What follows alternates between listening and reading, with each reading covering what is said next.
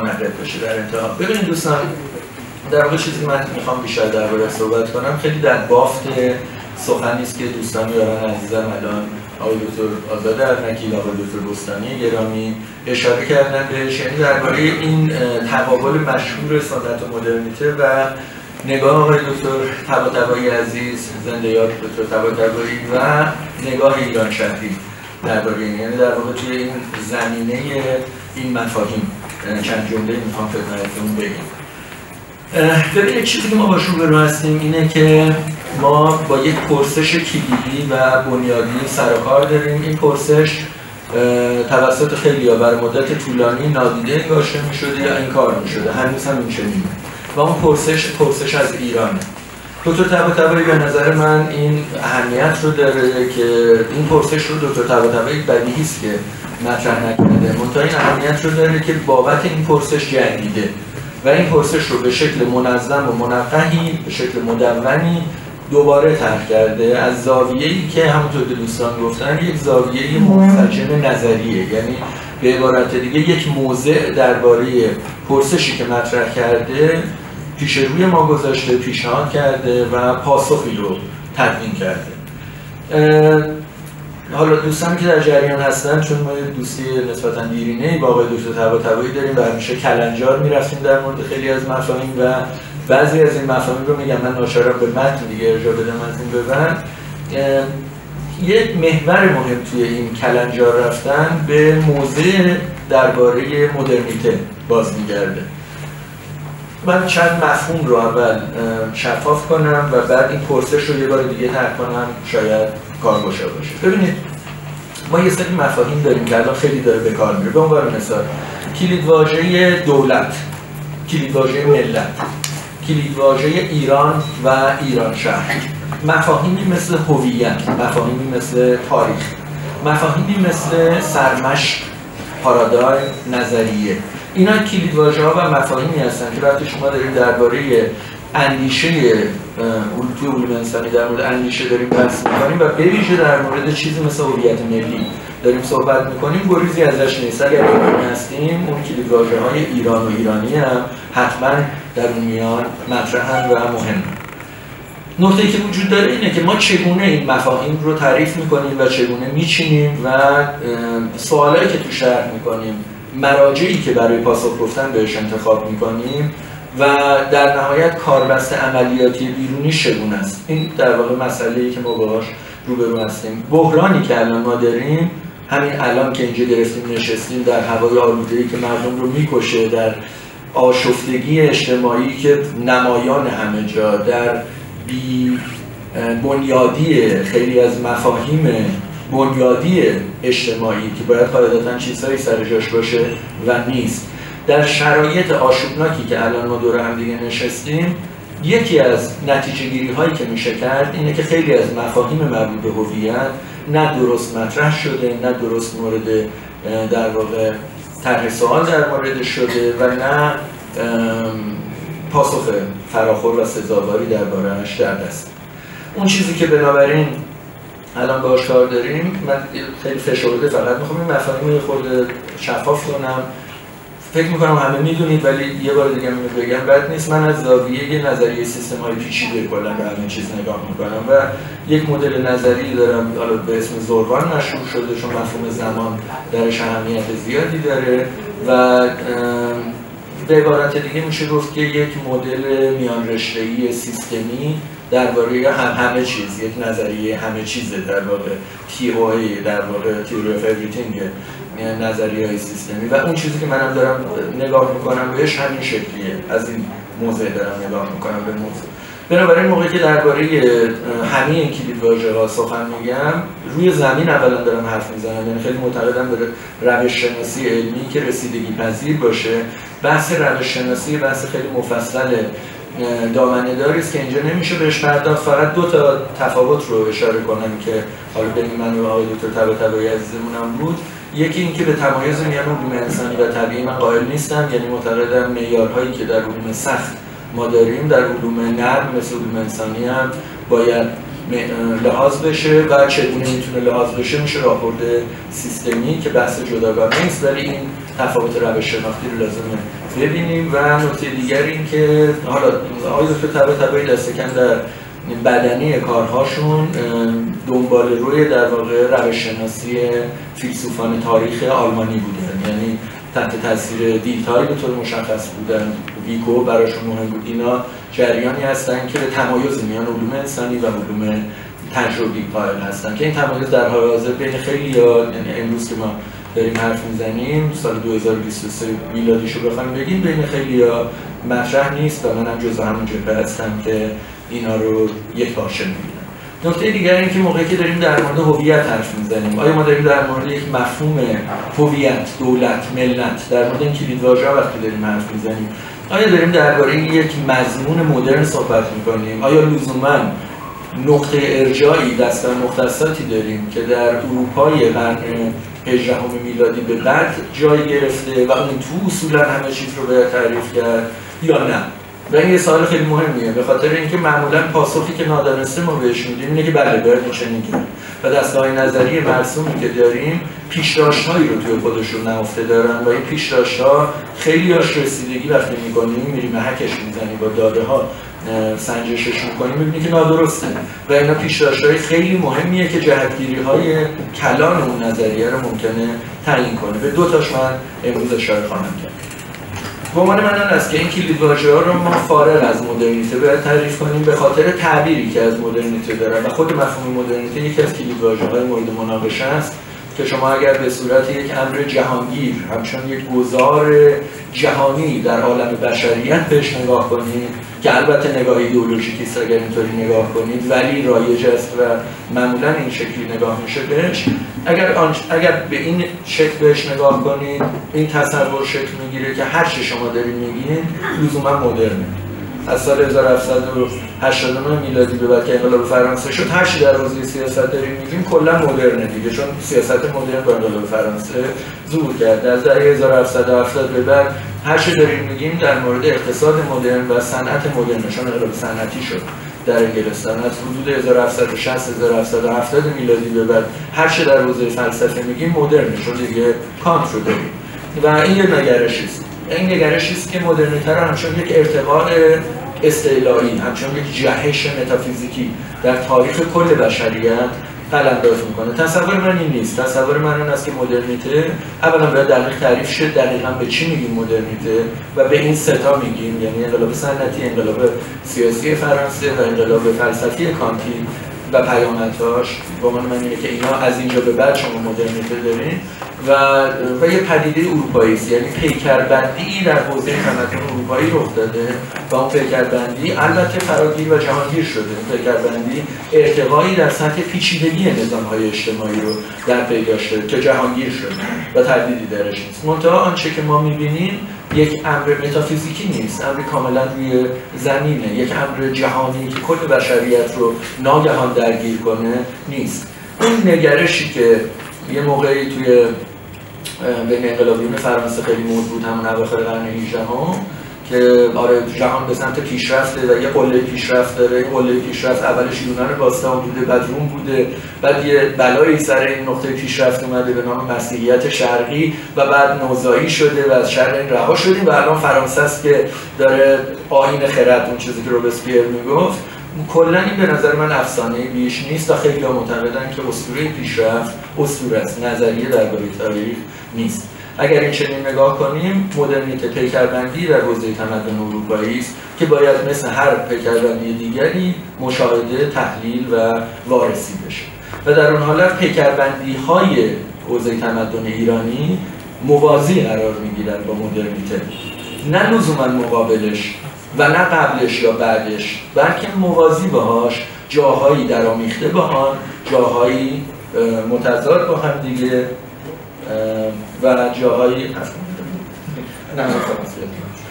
جاهایی در واقع مفاهیمی که مشترکن ولی به شکل متفاوت تعریف میشن. ایران و ایران شهر در صورتی که شما در درون یک چارچوب مدرن تعریفش کنید، یعنی به عنوان مثال در مثلا مفهوم دولت ایرانی رو میشه ایران شهر به بیان قدیم شما به عنوان یک نیشن استیت، یک دولت ملت مدرن اگر تعریف کنیم، طبیعتاً یه پیامدهایی داره دیگه. مواردی که الان دوستان اشاره کردن، یعنی شیوه ها، گفتمان های مرسومی که در مورد تعریف هویت ما امروز وجود داره، چه چپ باشه، چه ناسیونالیستی باشه، چه مذهبی باشه، که اینا رو یه مقاله من دارم حالا اینجا وارد ارجاعات میشیم به نام سرخ، سپید، سبز، که پیشنهاد میکنم اگه حوصله کردین بخونین. آقای دکتر آزاده عزیز که اونجا نشستن، من دانشجو بودم اینو نوشتن و ایشون اولین بار خوندنش، روی کانال من همه اینا در دسترسه. اونجا بحث اینه که آنچه که ما به عنوان پیکربندی های مدرن هویت ایرانی داریم در هر سه شاخه مثلا رمانتیستیه. اگه تحلیل گفتمان بکنید می‌بینید که پیش‌داشت‌هایی توش داره که مثلا مربوط به یکی از چارچوب‌های نظری و مفهوم‌بندی‌های حوزه تمدن اروپایی میشه و خب اینا رو ما باید بدونیم، چون خیلی از جاها می‌بینید که اصلا مصداق نداره یا دورش گذشته یا در مورد ایران کار بس نداره. مفهوم تمدن هم این چنینه، یعنی در مورد مفهوم تمدن هم ما باید به یک نتیجه عینی روشن علمی برسیم و در مورد مفهوم تمدن باز مرجع دیگر پیشنهادم اینه که کتاب تمدن راه‌ها، ایران تمدن راه‌ها رو اگر فرصت کردیم بخونیم و اونجا این مدل سیستمی است در مورد که تمدن یعنی چی و حیرت خواهید کرد از دیدن این که چقدر مفهوم تمدن که مد امروز، یعنی تقریبا هر نظریه پرداز مهمی دیگه، فوکویاما در این مورد کتاب نوشت، همه در مورد هویت و تمدن الان یک اثری دارن و چقدر مبهم تعریف شده، چقدر به تعبیری میشه گفت اصطلاحی و رو هوا تعریف شده. اگر دقیق تعریفش کنیم و به هر شکلی که کلا تعریفش کنیم، حوزه تمدن ایرانی دارید، این کارش نمیشه کرد. این که میگن ایران یک استثناست که دلیلش اینه که شما با هر تعبیری، با هر روش شناسی پیش برید، بالاخره اون ایران وسط هست و باید تعیین تکلیف کنیم باش. برای این ما که خودمون ایرانی هستیم این قضیه خیلی حیاتیه، چون مربوط به هویت خودمون میشه و کل بحثی که من دارم و مایلم الان تو این چند دقیقه آخر جمع بندیش کنم اینه که ببینید دوستان، فقط طرح پرسش من میخوام بکنم، تو این زمان کاری بیش از این نمیشه کرد. میخوام اینو بگم بهتون، ببینید ما با یک پرسش کلیدی ماکیستیم روبرو هستیم و نکته اینجاست که این پرسش جدیداً مطرح نشده برای ما، یک پرسش تاریخیه و این پرسش در دوران‌های متفاوت به شیوه‌های متفاوت پاسخ گفته شده. آقای دکتر طباطبایی عزیزم دو نظریه، دو در واقع کلان مفهوم داشت. یکی انحطاط بود. دوران اول کتاب‌ها و آثاری که می‌بینیمش درباره انحطاط بود. اونجایی بود که اتفاقا ما خیلی با هم بحث داشتیم در مفهوم انحطاط هم همینطوری فکر می‌کنم شما دقیق باید بگین چی انحطاطه و انحطاط به گمان من کاهش پیچیدگیه، فرق منابع و کاهش پیچیدگی برخواسته از اون و بنابراین خیلی دقیق و روشن میتونید بگید فلان جا الان انحطاط رخ داده، فلان جا نداده، بر مبنای یک شاخص عینی مثل پیچیدگی. منتها معمولا اقتدار سیاسی رو معادل با انحطاط میگیرن که خب جای بحث داره و میشه نقدش کرد و آقای دکتر طباطبایی تقریبا چنین نظری داشت، یعنی یک نگاهی در حقوق، فلسفه حقوق و فلسفه حقوق سیاسی در مورد مفهوم فراز و فرود تمدن ایرانی داشته. حالا جای بحث داره و الان فرصتش نیست. منتها یک پرسش مهم اینه که انحطاط داریم ما نداریم یعنی چی؟ و اون جاهایی که ما افولی می‌بینیم، اون جاهایی که کاهش پیچیدگی می‌بینیم، الان داریم می‌بینیم دیگه. و یادمون باشه آشوب انحطاط نیست، انحطاط کاهش پایدار پیچیدگیه. یعنی اگر پیچیدگی کاهش پیدا کنه، مثلا شهر نیشابور بعد حمله مغول کاهش پیدا کنه یه مجموعه از روستاها تا 2 قرن بعدش که این اتفاق افتاده، شما با یک انحطاط شهر نیشابور روبرو هستید. مثلا شهر نیشابور موقعی که اوغوزها بهش حمله میکنن و یه مدتی یه نسل شلوغ پلوغ آشوب دارید اونجا و بعد ولی دوباره منظم میشه و یه کانون مهم تجاری میشه، اون دیگه انحطاط معنی پیدا نمیکنه مگر که این همچین متغیرایی برآورده بشه. دوم بخش نظریه ایشون بحث ایران شهر و این به نظر من خیلی بحث مهمی است. دیدگاه آقای دکتر طباطبایی یک دیدگاه همونطور که گفتم مبتنی بر فلسفه حقوق و حقوق سیاسی بود، یعنی از این زاویه مسئله رو داشت تعریف میکرد که خیلی مسئله خوب و خیلی زاویه ارزشمند و زاویه مقفولیه، یعنی معمولا از این زاویه نگاه نمی‌کنن. خیلی جالبه که در متون متقدم یعنی به ویژه در قرن سوم چهارم هجری شما موقعی که به متون سیاسی ایران نگاه میکنید، اون دورانی که گذار از خلافت اموی به دولت عباسی داره نهادینه میشه، تثبیت میشه. در اون دوران حجم چشمگیری ما متون سیاسی داریم که معمولا نادیده انگاشته شده. اینا رو توی کتابی به نام یاربابا حلاج، اینا همه روی کانال من هست، اونجا مفصل درباره شرح کردم. و خود حلاج اصلا شخصیت جالبیه به لحاظ تحول اندیشه سیاسی و معمولا به صورتی عارفی که تو حواس و متافیزیکی و اینا بهش نگاه میکنن. این مفاهیم رو شما اگر بکنید از اون پیشفرض مدرن بودنشون و بیارید روی زمین حوزه تمدن ایرانی، مفاهیمی مثل دولت، مثل قدرت، مثل مشروعیت، مثل حق، مثل مردم، مثل دادگری، مثل آزادی، اینا مفاهیم بسیار مهمی هستند و یک پیشداشت نادرستی که رایجه در فضای دانشگاهی ما اینه که اینا مفاهیم مدرنی هستند که در دوران مشروطه وارد ایران شدن و سریع و روشن بهتون بگم نه خیلی اینطوری نیست. یا اون چیزی که در مورد سنت و نص آقای دکتر طباطبایی میگفت یه بخشش اینه که نه خیلی اینطوری نیست. ایشون البته تاکیدش در مورد دوران نسبتاً جدید بود، یعنی دوران فروپاشی صفویه تا دوران مشروطه خیلی مورد توجهشون بود و به نظر من کل اون فضا رو باید، کل تاریخ یک حوزه تمدنی رو باید مورد توجه قرار داد، کلش رو یک پارچه باید دید. سپاسگزارم از صبرتون و شرمنده بابت فکر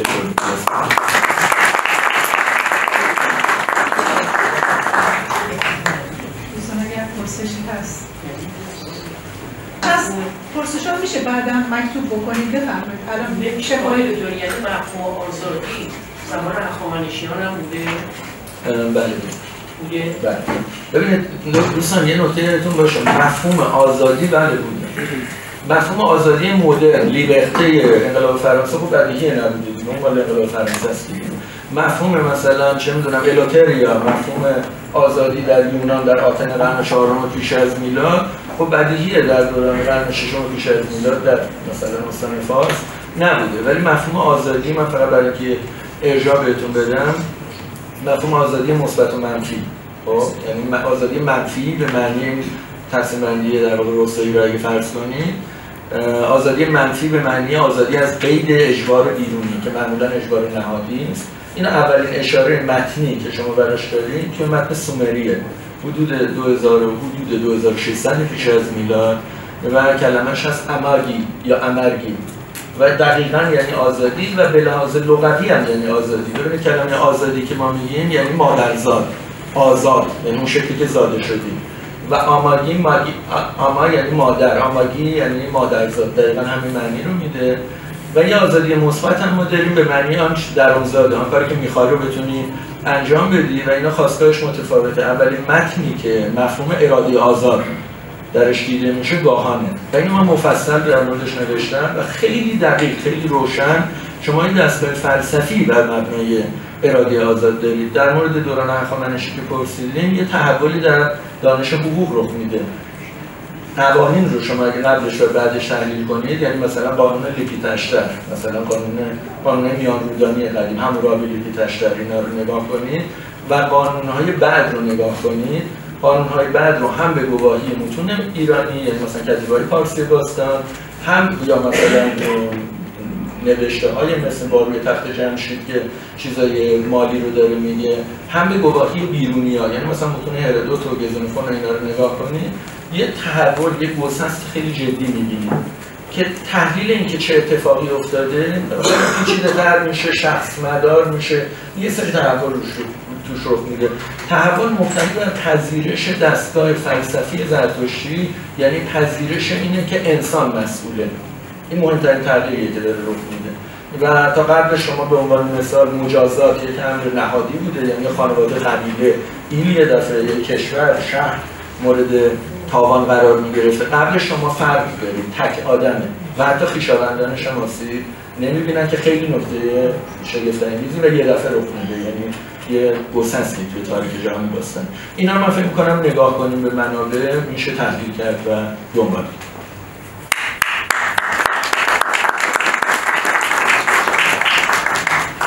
آقای دکتر سپاسگزارم از توضیحات شما. یه پرسشی دارم، اونم اینه که مفهوم هویت با غیریت، یعنی با دیگری همراه. ما در ایران باستان یک واژه‌ای می‌بینیم تحت عنوان انیران. آیا این می‌تونیم همون در واقع تفاوت هویت ایرانی و غیرانی با تعبیر امروزی بدونیم؟ سپاس. این پرسش مهمه، من دوباره تکرارش کنم برای دوستان که ممکنه نشنیده باشن.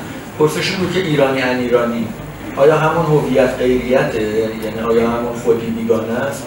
دوستان این نکته اول این که هویت اصولاً با غیریت همراهه. یعنی اصلا این حرف بعضی یه جوری حرف میزنن انگار مثلا هویت ایرانی چقدر وحشتناکه که یه دیگری داره. خب بدیهی هویت دیگری داره دیگه. یعنی چی؟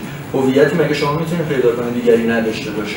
هویت اصلا تعریفش مجموعه صفات‌های مشترک میان ما و مجموعه تفاوت‌های ما با دیگرانه. به زبان خیلی ساده اگه بخوایم بگیم دیگری باید وجود داشته باشه تا هویت داشته باشه و دیگری داریم. تمام تاریخ ایران شما نگاه کنید همه متون دیگری دارن، منتها دیگری که ما داریم یه تفاوتایی با دیگری دیگه داره. و این خیلی مهمه چون هویتی که الان داره تعریف میشم ادامه هویتی که تو حوزه تمدن اروپایی تعریف میشده و در اون حوزه تمدن اروپایی دیگری مثلا در متون رومی باستان قبل از اینکه مسیحی بشن دیگری اونجاییه که تو میری حمله میکنه غارت میکنه و مثلا کتاب جنگ‌های گل سزار رو که بخونید یا هر متن دیگری مثلا فتحنامه‌های ترایانوس رو بخونید، متون یونان باستان روم باستان رو بخونید دیگری موضوع تهاجم و موضوع غارته و این احیا میشه بعد عصر غارتگری اروپاییان دوباره احیا میشه در 16 همین گفتمان. یا دیگری در دوران مسیحی کافره که باید بری بجنگی و زمینی رو آزاد کنی که این کافر برخلاف میل خداوند رفته گرفته که کجاست؟ اورشلیم. خب و این میشه جریان جنگ‌های صلیبی و اینها و بعد اینا با هم دیگه گره میخوره دیگه. یعنی فتح اندلس و جنگ‌های صلیبیه که یه جریان جمعیتیه در واقع ولی همین گفتمان غیریت فرنگی باش پیوند میخوره و اینا پیوند میخوره با فناوری کشتی اقیانوس پیما و باروت بعدن و میشه عصر غارتگری و مدرنیته. یعنی مدرنیته ادامه اینه. ما الگویی که داریم متفاوته با این عمیقاً چون ما اگه دقت کنید حمله نمی‌کردیم این بر اون بر. و چرا حمله نمی‌کردیم؟ یه دلیل اون داشتیم خب ما تجارت می‌کردیم. یعنی ایرانی‌ها می‌رفتن این طرف اون طرف. اتفاقاً حضور ایرانیان در محیط‌های بیرونی پایدارتر و عمیق‌تر و ریشه‌ای‌تر و بلا جمعیتی هم چشمگیرتر بوده از اروپاییان در محیط بیرونیشون. ما می‌رفتیم تجارت می‌کردیم و تجارت منطق متفاوتی داره. بنابراین دیگری در نظام تمدنی که بازرگانه و راه براش مهمه، راه تجاری براش مهمه و کاروانسرا بنابراین میسازه و شهر و پول بنابراین براش اهمیت داره، این اصلا یه هویت دیگری تعریف میکنه. متونی مثل کتیبه کرتیر که میگه مثلا ایرانی انیرانی رو بر مبنای زرتشتی بودن یا نبودن داره تعریف میکنه، استثناهای زودگذر بی اهمیت داره میاد. کل متون رو نگاه کنید اینو نمیدونه. کرتیر 20 سال بوده، اونم دوره ساسانی که خودش 460 ساله، اصلا مهم نیست. کرتیر دوران جدید هم مهم شد. بنابراین این چیز رو، این تفاوت مفهوم غیریت و دیگری تو ایران و اروپا رو باید توجه کرد بهش، چون همون مفهوم دوباره ما داریم وامگیری میکنیم. قومگرایان، نژاد پرستان، اونایی که فکر میکنن ایرانی گرایی نژاد پرستیه، اونایی هم چه پیش‌فرضی دارن دیگه و اینو باید واسطه من باشه.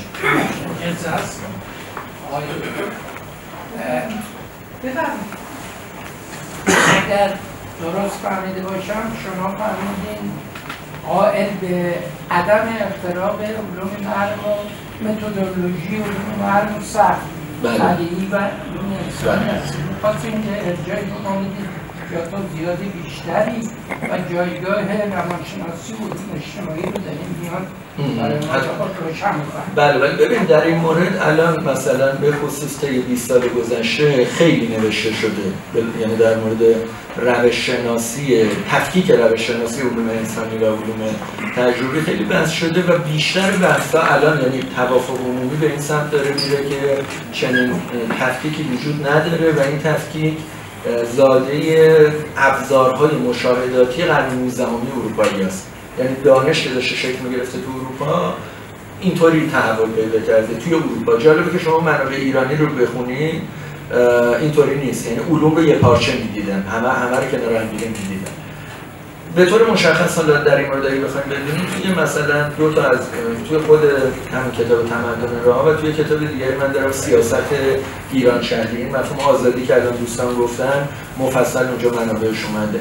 اونجا تو مقدمه‌اش مقدمه روش شناسی داره، من نظر خودم رو معمولا تو اینا گفتم. روی کانالم درباره روش شناسی هم مثلا در مورد روش شناسی تاریخ و اینکه تاریخ علم خیلی سفت جدیه به نظرم، هر چیزی رو نمیشه توش گفت و بنابراین ایدئولوژی زدایی باید کرد از علوم انسانی با سختگیری علمی درش. اینا منابعی که حالا در واقع توی کانال‌های خود من در دسترسه. اگه دیگران رو بخوایم بخونیم پیشنهاد من لومانه. نیکلاس لومان جامعه شناس سیستمیه و خیلی رو روش شناسی سیستمی نوشته. من خودم تحت تاثیرشم در این مورد و خیلی کارهای خوبی داره. توی کتابخونه تلگرامی من تقریبا همه آثارش هست. ببین روانشناسی تقریبا الان ادغام شده با عصب شناسی. من خودم عصب شناسی خوندم و روانشناسی و عصب شناسی فیزیولوژی اعصاب در واقع الان عملا ادغام شده. یعنی شما نمیتونید مثلا این نظریه روانشناسانه داشته باشید